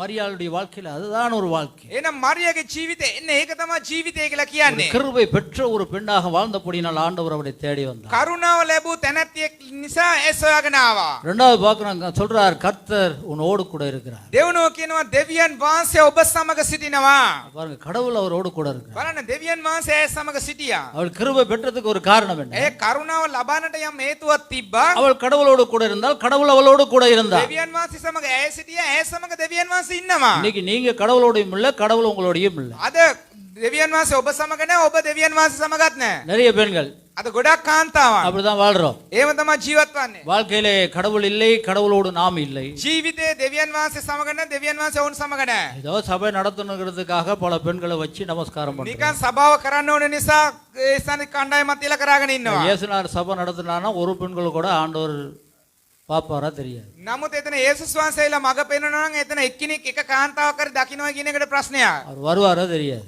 උන්වහන්සේයිද කියන එකක් දන්නේ නැහැ. எல்லாம் உலகத்துல பாருங்க ஒரே ஒரு மரியாதை தான் இருந்தார். නමුත් ලෝකේම බලන එකම එක තැනැත්තියෙක් මරියාතුමියක් විතරයි සිටියේ. அந்த ஒரு ஆள் நீங்களா இருப்பீங்களா? ඒ කෙනා ඔබ විය හැකිද? சரி, சபையில இயேசு வாரான்னு வச்சுக்கோ. දැන් සභාවේ යේසුස් වහන්සේ කියලා කියමු. இப்ப வாரார். දැන් සභාවට දැන් යේසුස් වහන්සේ එනවා කියලා කියමු. வந்துட்டு இதுல பார்த்து யாரை சொல்ல முடியும் கிருபை பெற்று? දැන් බලලා කියන්න පුළුවන් කවුද මේ මාගේ කරුණාව ලැබු තැනැත්තියෙක් කියා. ஒரு பெண்ணை பார்த்து யாருக்கு சொல்ல முடியும்? ஆண்டவருக்கு சொல்லணும். தேவதூதர் வந்து சொல்றார், දැන් உன்னோடு கூட கடவுள் இருக்கிறார். දේවදූතය ඇවිල්ලා කියන ඔබ සමග දෙවියන් වහන්සේ ඉන්නවයි කියා. நீ என்னோடு கூட இருக்கிற. ඔබ මා සමග ඉන්නවද? யாருக்கு சொல்ல முடியும்? කාටද කියන්නට පුළුවන්? ஆண்டவர் வந்து சொல்லணும். දෙවියන් වහන්සේ ඇවිල්ලා කියන්නට ඕනේ. நான் சொல்றது இல்ல. මම කියන එක නෙවෙයි. நீங்க எழும்பி மைக்க பிடிச்சுக்கிட்டு கர்த்தருக்கு சோத்திரம், என்னை ஆண்டவர் அப்படி செய்தார் இப்படி செய்தார், அது இல்ல. ඔබ මයික් එක අල්ලලා ස්වාමීන් වහන්සේට ප්‍රශංසා වේවා, දෙවියන් වහන්සේ මේමවට සැලකුවා, මේම ආස්කම් කරයි කියන එක නෙවෙයි. உங்களுக்கு கொடுத்தா மைக்க கொடுத்தா அடிச்சிடுவீங்க. ඔබට මයික් එක දුන්නා නම් ඔබ පෙරලිලා පාර දෙයි. பாஸ்டர் கிட்ட கொடுத்தாலும் பாஸ்டர் உங்களை வச்சுக்கிறதுக்காக ஒரு இதை சொல்லி விட்டுறாரு. පාලකවරයාගේ අතට දුන්නා. சொல்றாரு, முத்துவை நான் வச்சுக்கிறதுக்காக முத்து நல்லவர், முத்து போனவர்னு நான் சொல்லி அப்படி வச்சுக்குவேன். මම කියයිලා මුතුව තියාගන්න ඕන නිසා මුතුව හොඳයි, මේම තියාගම මේම හොඳයි කියලා කියයි. නමුත් දෙවියන් වහන්සේ කියන්නට ඕන. அவர் சொல்லுவாரா? දෙවියන් වහන්සේ කියන්න පුළුවන්ද? பாஸ்டர் மணி நல்ல பாஸ்டர் மணியா இருக்கிறாரு. පාසමණි හොඳයි, පාසමණි හොඳයි. நீங்க சொல்லலாம். ඔබ කියයි. முத்து சொல்லலாம். මුතු කියයි. நான் சொல்லலாம். මම කියයි. மைக்க போட்டா அடி பிச்சிட்டு வரும். மைக்ல මයික් එක දැම්මොත් ආයි පෙරලිලා හොඳට වචන එනවා. பாட்டும் அப்படி வரும், கீபோர்டும் அப்படி வரும், ட்ரம்மும் டுங்குன்னு வரும். ගීතිකාවත් එනවා, ඩ්‍රම් එකත් එනවා, කීබෝඩ් එකත් ඩොංගාලා එනවා. ஆண்டவருக்கு சொல்ல முடியுமா? නමුත් දෙවියන් වහන්සේට කියන්න පුළුවන්ද? பெண்கள் சிந்திங்க. කාන්තාවන් ඔබ කල්පනා කරන්න. தேவதூதர் வந்து சொல்றார், දේවදූතය ඇවිල්ලා කියනවා දැන් ஆசீர்வதிக்கப்பட்ட கிருபை பெற்றவளே நீ வாழ்க. ආශිර්වාදමත් කරුණාව ලැබුවව තැනැත්තිය. கடவுள் உன்னோடு கூட இருக்கிறார். දෙවියන් වහන්සේ ඔබ සමග ඉන්නවද? அதுதான் நத்தால். අන්න ඒක තමයි නත්තල් කියලා කියන්නේ. சிந்திங்க, கடவுள் உங்களோடு கூட இருக்கிறாரா? දෙවියන් වහන්සේ ඔබ සමග ඉන්නවද? வட பலகாரம் இதெல்லாம் விடுங்க. මේ ලෝකයේදී මේ කැවුම් මේ ස්ථානේ වඩ සියල්ලක්ම අත්හරින්න. அதுக்குன்னு சுடாம இருக்காங்க. ඒ නිසා ඔබ පුච්චා නැතුව ඉන්න එපා. ගෙනලා දෙන්න. சுடுங்க. ගෙනලා දෙන්න. சுடுங்கப்பா. කියන්න. පුච්චන්න කමක් නෑ. වඩේ කොකිස් පුච්චන්න. නවත් ඒකෙන් අනුන්ග පුච්චන්න එපා. ස්වාමියාව පුච්චන්න එපා, භාර්යාව පුච්චන්න එපා, දරුවන්ව පුච්චන්න එපා. වැඩේ පුච්චන්නේ දෙවියන් වහන්සේගේ නාමයෙන් මහිමටපත් වීම. அந்த இடத்துல கொக்கிஸ் வடையெல்லாம் சுடுங்க அந்த இடத்துல அந்த காரியங்களை செய்யுங்க அடே போடுற நேரம் ஆண்டவரே உமக்கு ஸ்தோத்திரம். වඩේ දානකොට ස්වාමිනේ ඔබට ස්තුති වේවා ஆண்டவரே இந்த எண்ணெயை கொடுத்ததுக்காக ஸ்தோத்திரம். ස්වාමිනේ මේ තෙල් දුන්න නිසා ස්තුති ஆண்டவரே இதை ருசியாக கொடுத்ததுக்காக ஸ்தோத்திரம். ස්වාමිනේ මේක රසවත් කළ නිසා ස්තුති ஏழை 4 பேருக்கு கொடுக்க கொடுத்தீரே ஸ்தோத்திரம். ඒ දිලිඳුන 4 දෙනෙකුට දෙන්න දුන්නා ඒ නිසා ස්තුති கடவுளோடு இருக்கணும். ස්වාමින් වහන්සේ සමග ඉන්න வேதம் சொல்லுகிறது எதை செய்தாலும் கர்த்தருக்கு நிச்சயித்து கர்த்தருடைய நாமத்தை மையப்படுத்துங்க. දේවචනේ කියනවා මොන කාරණාව කරා ස්වාමින් වහන්සේ ඒක ආශිර්වාද කරයි நீ நடக்கும்போது இயேசுவுக்காக நடக்க வேண்டும். ඇවිදිනකොට දෙවියන් වහන්සේ දෙසා ඇවිදිනට ඕන பேசும்போது இயேசுவுக்காக பேச කතා வேண்டும். කරනකොට යේසුස් දෙසා කතා කරන්න படுக்கும்போது இயேசுவுக்காக නිදා படுக்க ගන්නකොට வேண்டும். යේසුස් දෙසා නිදා எழும்பும் ගන්න போதும் இயேசுவுக்காக எழும்ப නැගිටිනකොට வேண்டும். යේසුස් දෙසා නැගිටින්න எதை செய்தாலும் கிறிஸ்துவினுடைய நாமத்தை මොන மையப்படுத்துங்க. දේ කළත් දෙවියන් වහන්සේගේ නාමය මහිමයටපත් කරන්න இது அப்படி பெண்கள் இருக்கிறார்களா, நீங்கள் அப்படி இருப்பீர்களா என்பதுதான் கிறிஸ்துமஸ்ல நாம் கேட்க வேண்டிய மிக අද முக்கியமான එවැනි කාන්තාවක් සිටිනවද කියන එක තමයි මේ ක්‍රිස්මස් නත්තල් කාලේදී ආනට තිබෙන්නේ உங்களுடைய புருஷன் சொல்ல முடியுமா, என்னுடைய மனைவி கடவுளோடு கூட இருக்கிறார். ඔබගේ සාමි පුරුෂයා කියන්න පුළුවන්ද මාගේ බිරිඳ දෙවියන් වහන්සේ සමග ඉන්නවයි කියලා பிள்ளைகள் சொல்ல முடியுமா, என்னுடைய அம்மா கடவுளோடு கூட நடக்கிறாள். දරුවන්ට කියන්න පුළුවන්ද මගේ මව දෙවියන් වහන්සේ சமக ඉන්නවයි කියලා அக்கம் பக்கத்து ஜனங்கள் சொல்ல முடியுமா, அந்த சபைக்கு போற அந்த ஹோலி ட்ரினிட்டி சர்ச்சுக்கு போற பெண், இல்லாவிட்டால் ஹோலி ட்ரினிட்டி சர்ச்சில் வேலை செய்யற அந்த டீச்சர் கடவுள் இயேசுவோடு கூட இருக்கிறாரோட வாழ்க்கையில நாம் காண்கிறோம் என்று சொல்ல එහෙනම් முடியுமா? ආලපාල ජීවත් වෙන්නා ඔය මනුෂ්‍යන්ට කියන්න පුළුවන්ද ඔලිටින්ට ඒ දේවස්ථානට යන්න මේ පුද්ගලයා එහෙම නැතිනම් මේ ගුරුවරිය දෙවියන් වහන්සේ සමග ඉන්නවයි කියා அடுத்து தேவதூதன் சொல்லுகிறார், නැවත දේවදූතයා කියනවා நீ ஆசீர்வதிக்கப்பட்டவன்.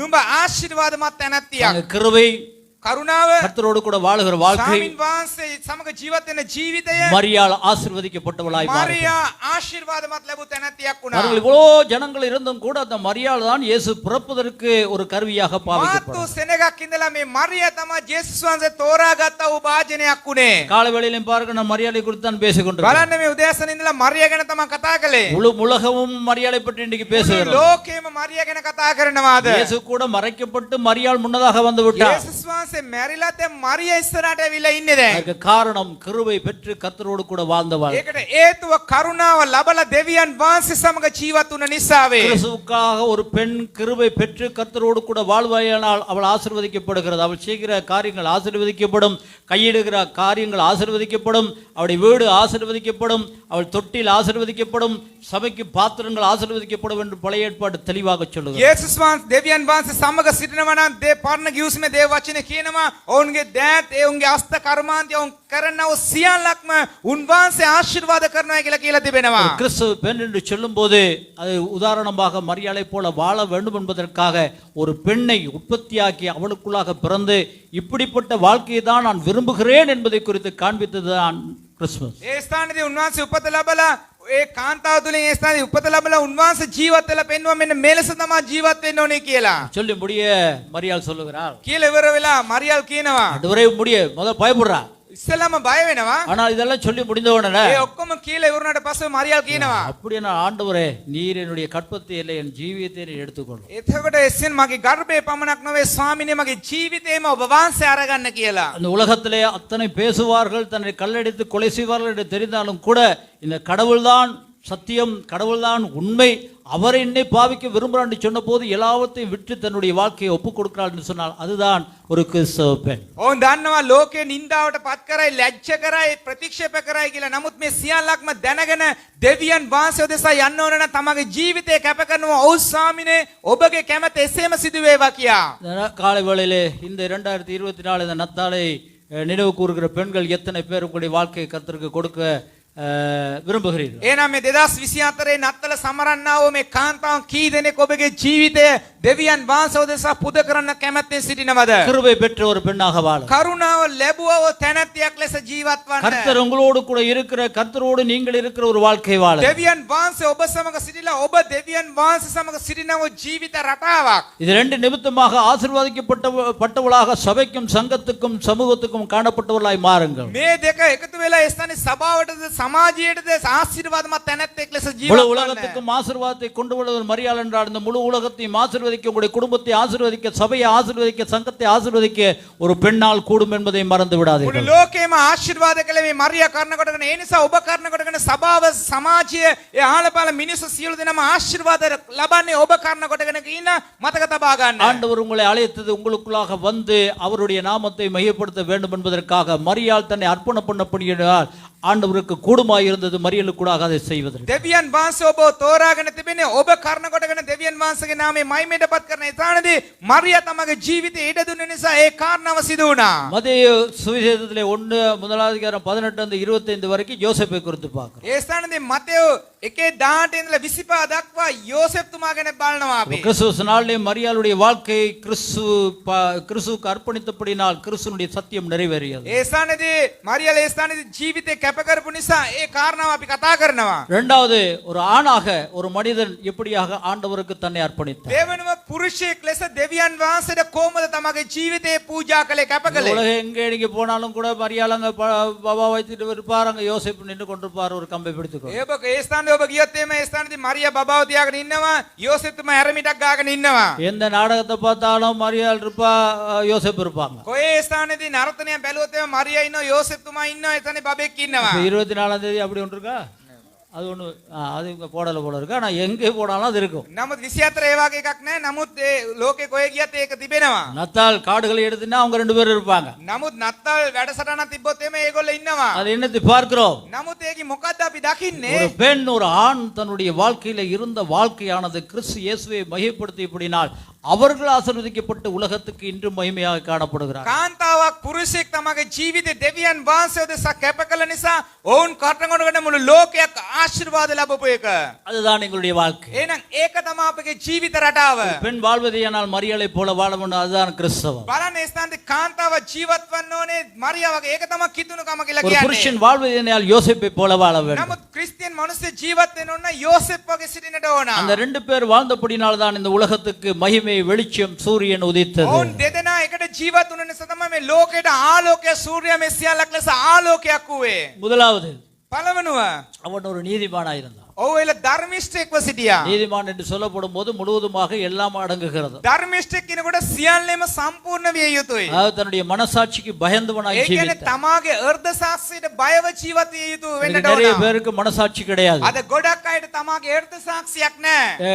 இந்த மரியாளோடு கூட விவாக உடன்படிக்கை செய்திருந்தார். දැන් මරියා සමග විවාහ කිවිසුමකට ලක් වෙලා සිටියේ. ஆனால் அந்த விவாக உடன்படிக்கை செய்யும் போது இவள் கர்ப்பவதியாக மாறுகிறார். නමුත් විවාහ කිවිසුම සිදු වෙලා තියෙනකොට දැන් ගර්භණීය වෙනවා මරියා. அது ஒரு பெரிய பிரச்சனை. දැන් මේක එල ලොකු ප්‍රශ්නාර්ථයක්. ஆனால் தன்னுடைய பொருத்தனை குறித்து சிந்திக்கிறார். දැන් තමාගේ பொருந்துව ගැන දැන් සිහි කරනවා. ஐயோ, இந்த வாலிப பெண்ணுக்கு நான் கைப்பிடித்து சொல்லிவிட்டேன், நான் உன்னை கட்டாயமாக திருமணம் முடிப்பேன் என்று. තරුණියකට මම පොරොන්දුව දුන්නා කිවිසුම් ගත වෙලා ඉන්නේ දැන් අනිවාර්ය ජීවිතය දෙන්න ඕනේ කියලා. அதை எப்படி நான் விடுவது? නමුත් මං කොහමද මේක අත්හරින්නේ දැන්? நித்திரை செய்து கொண்டிருக்கிறார். දැන් ඔව් නිදාගෙන ඉන්නවා. கலக்கம், அவனுக்கு தூக்கம் போகவில்லை. දැන් ඔහුට නිින්ද ගියේ නෑ කැළඹිල්ල. நான் நீதிமான். ඔව් ධර්මිෂ්ඨයෙක්. உடனே நினைச்சிருக்கலாம், கல்லடிச்சு கொண்டிருக்கலாம். සෙනිකව ඔය ඉස්සලා ගල් ගාලා මරන්න තිබ්බා. இவள் விபச்சாரம் செய்து விட்டாள் என்று சொல்லியிருக்கலாம். මොවයිල වෛශ්‍යකම් කරයි කියලා ප්‍රසිද්ධිය කියන්නට පුළුවන්. தன்னுடைய மனைவியை நேசிக்கிற ஒரு காரியம். නමුත් තමාගේ බිරිඳට ප්‍රේම කරන නිසා கடவுளுக்கு நீதிமானா இருக்க வேண்டும் என்கிற දෙවියන් காரியம். වහන්සේගේ බැල්මේදී ධර්මිෂ්ඨයෙක්ව ජීවත් වෙන්න ඕන නිසා கொடுத்த வாக்கை நிறைவேற்ற வேண்டும் என்கிறதான எண்ணம். තමා දුන්නව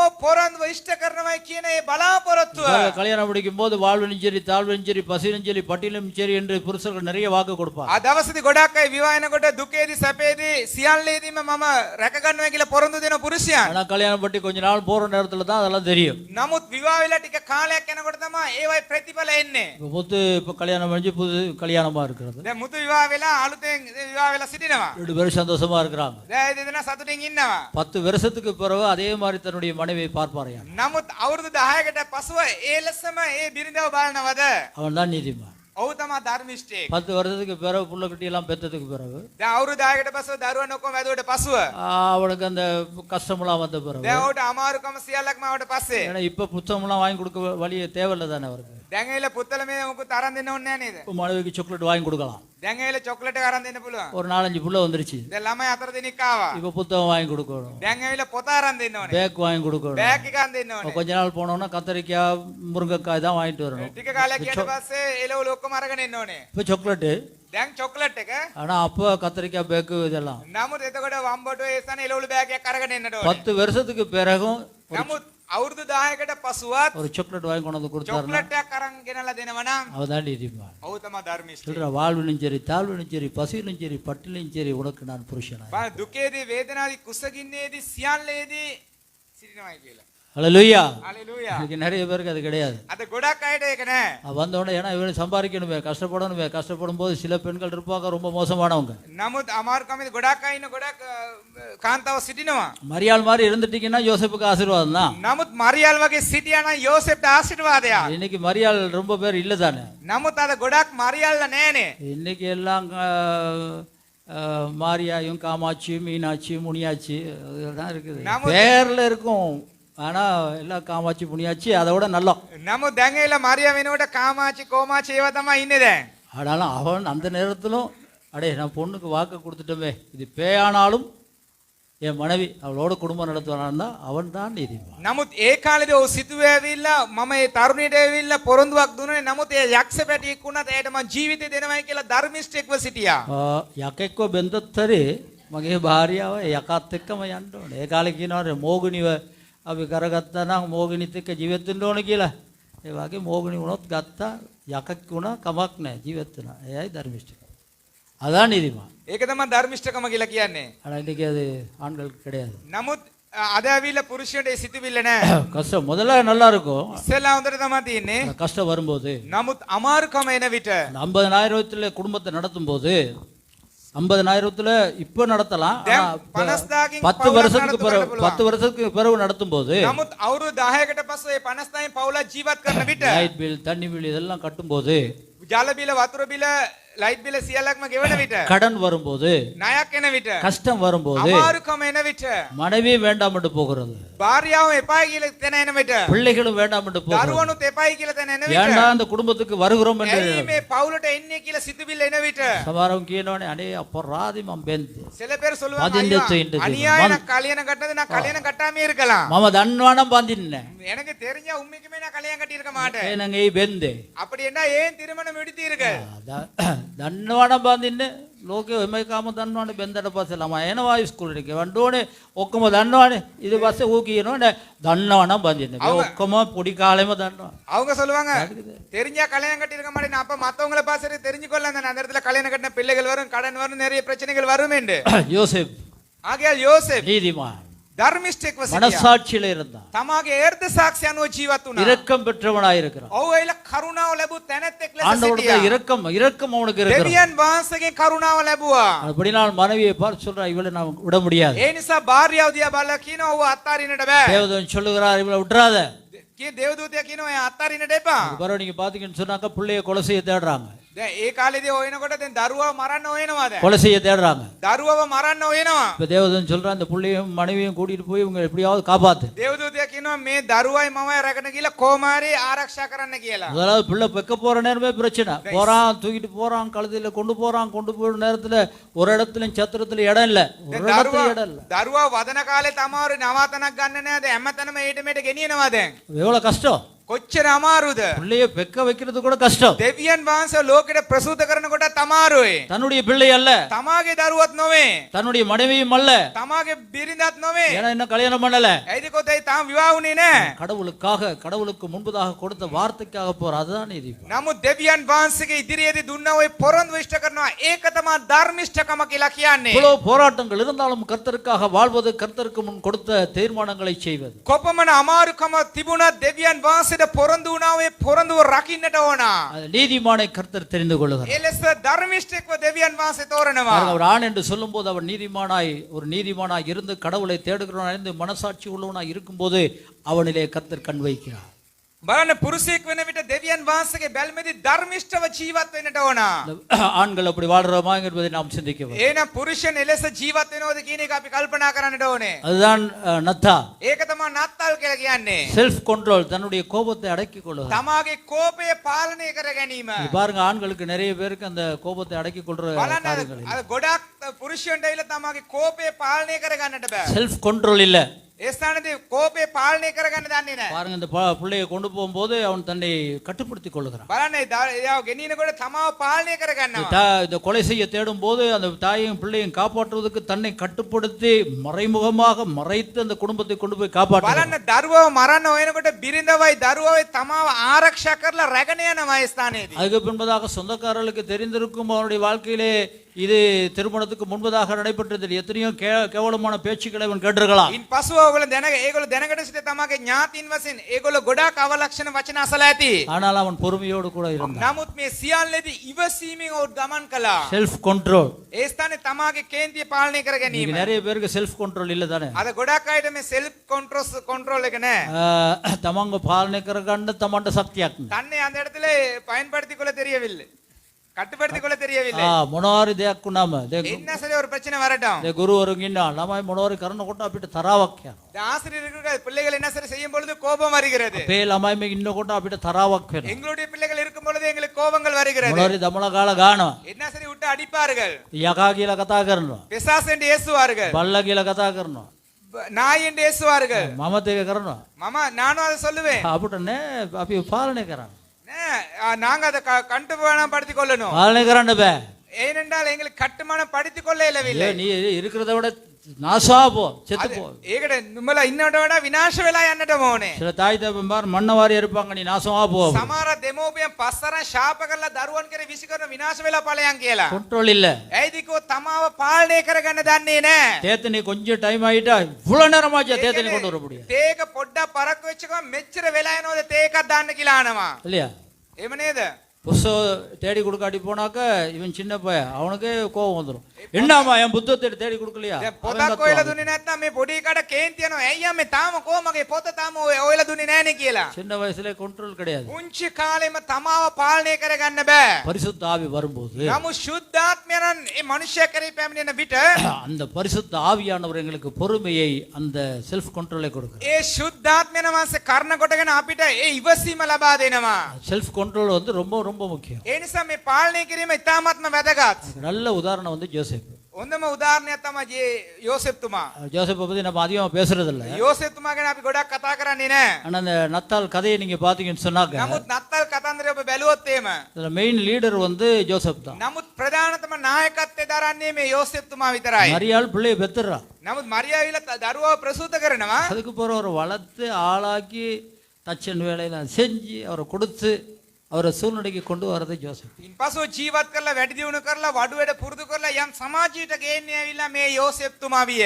எத்தனை பொறுமை, බලන්න කොපමණ ඉවසීලිකවන්තකමද, எத்தனை நீதிமான். කොපමණ ධර්මිෂ්ඨ ජීවිතයක්ද. காலவெளியில் உங்களை பார்த்து சொல்ல මේ முடியும். උදෑසන කාලේදී ඔබ දිහා බලලා කියන්න. ஆண்கள் உங்களை பார்த்து சொல்ல முடியுமா? දෙවියන් වහන්සේ ඔබ මා දිහා බලලා කියන්න පුළුවන්ද? ஆண்டவருக்கு முடியுமா? தேடி வந்து நீதான் என்னுடைய மனிதன் என்று சொல்ல முடியும். දෙවියන් වහන්සේට පුළුවන්කම තිබෙනවද සොයාගෙන ඇවිල්ලා නුඹ තමා මාගේ පුත්‍රයා ධර්මිෂ්ඨයෙක් කියා. காலவெளியில் எழுப்பி நின்று මේ උදෑසන කාලේ සියලු දෙනාම නැගී සිටමින් දෙවියන් වහන්සේට කියමු. காலவெளியில் ஆண்டவர் தேடி வருகிற ஒரு மரியாளாக பெண்கள் මේ இருக்கிறார்கள். උදෑසන කාලේදී දෙවියන් වහන්සේ සොයන්නව මරියල් කෙනෙක් විය හැකිද?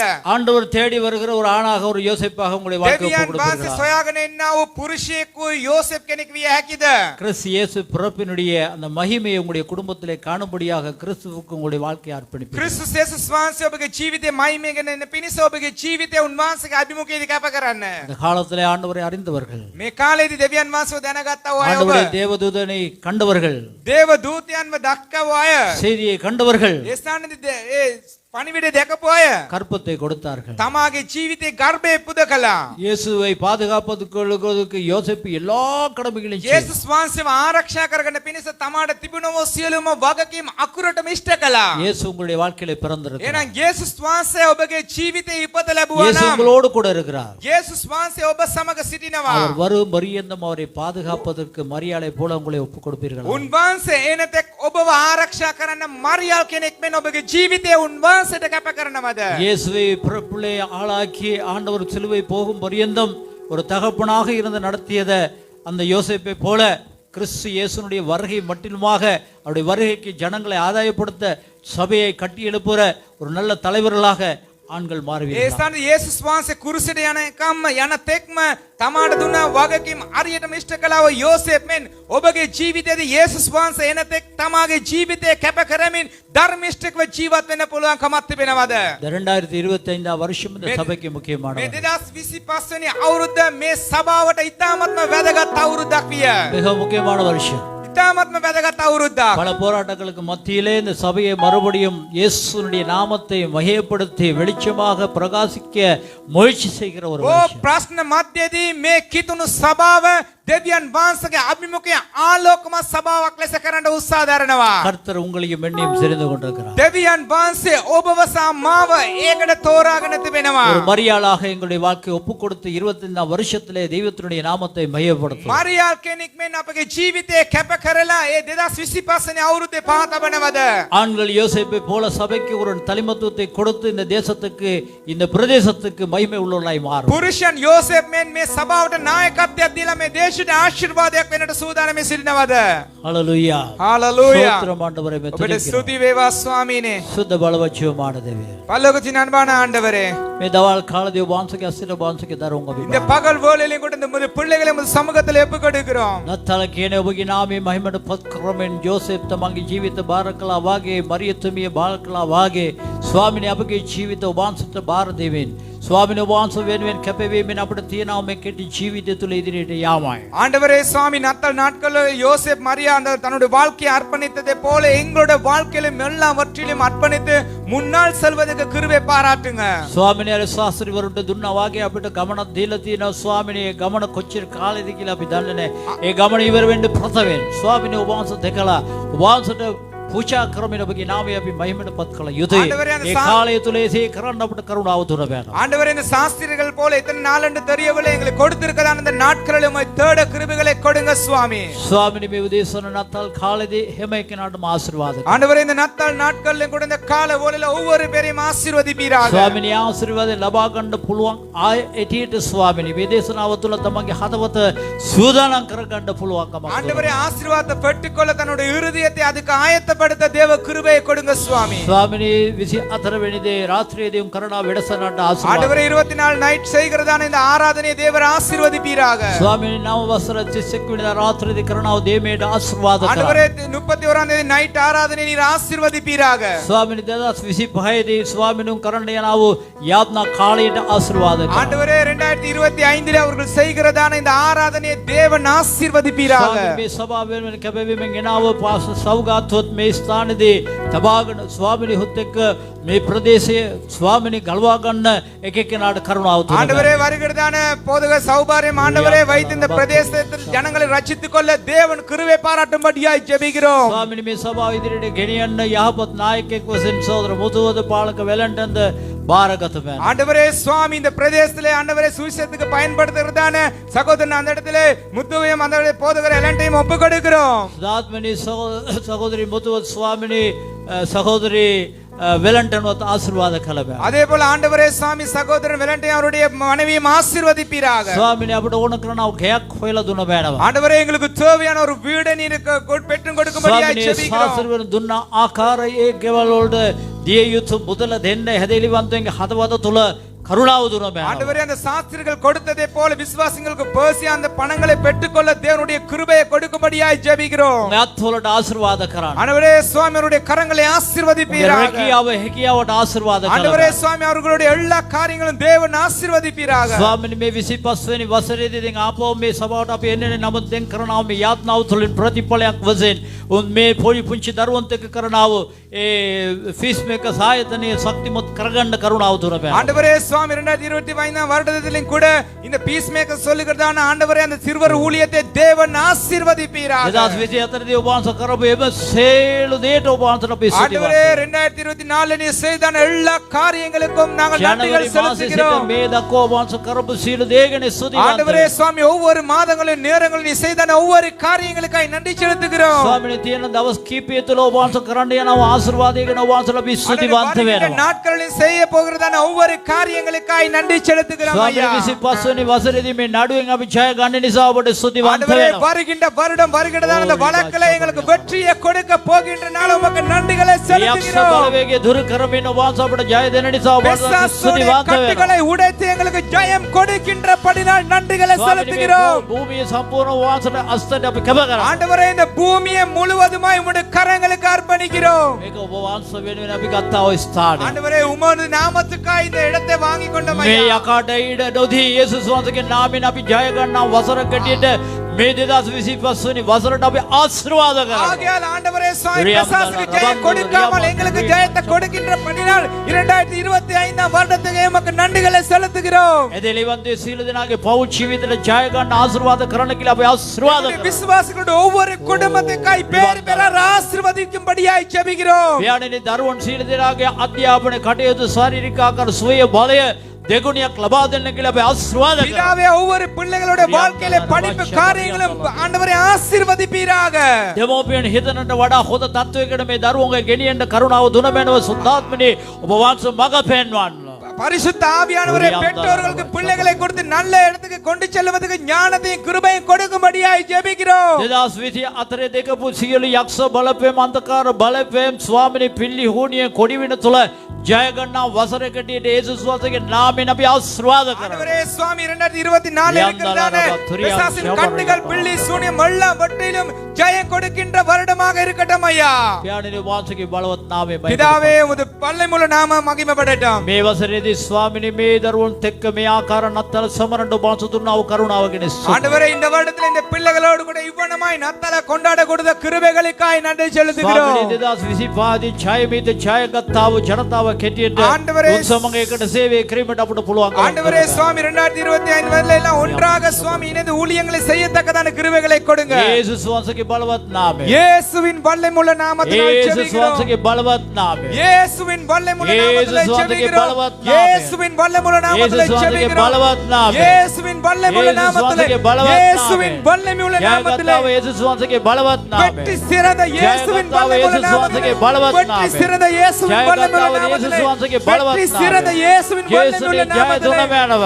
எங்களுக்கு வெற்றியை ජය දුන கொடுத்தருளும். මැනව. வெற்றியை கொடுத்தருளும். එම දේ තුලින්ම ජය දුන எல்லா මැනව. வற்றிலும் ஜெயம் கொடுத்தருளும். ශරීර සුවයෙන් සිට ආත්මික බලය දක්වා සුව කළ මැනව. வல்லமையை கொடுக்கும்படியாய் ஜெபிக்கிறோம். යේසුස් වහන්සේගේ බලවත් இயேசுவின் வல்லமையுள்ள நாமத்தில் දෙව ஜெபிக்கிறோம். හොඳ අත්පලසනාදයක්. நல்ல හalleluya. உற்சாகமான கரங்களை தட்டுவோம். ஹalleluya. ஹalleluya. நன்றி ஆண்டவரே. எல்லா விதமான துதி கன மகிமை உமக்கே செலுத்துகிறோம் சுவாமி. ஹalleluya. நன்றி ஆண்டவரே. ஹalleluya.